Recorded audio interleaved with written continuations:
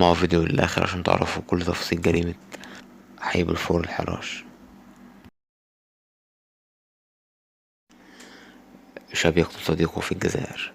أمس الأربعاء بتاريخ 21/6/2023 قتل شاب جزائري بدعم محمد وليد على يد صديقه في جريمة مروعة هزت التشريع الجزائري بالكامل.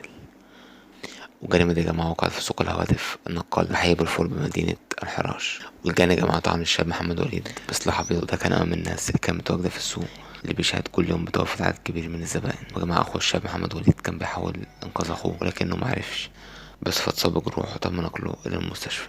ويا جماعة الجاني هرب قبل ما تيجي قوات الشرطة لمكان الجريمة.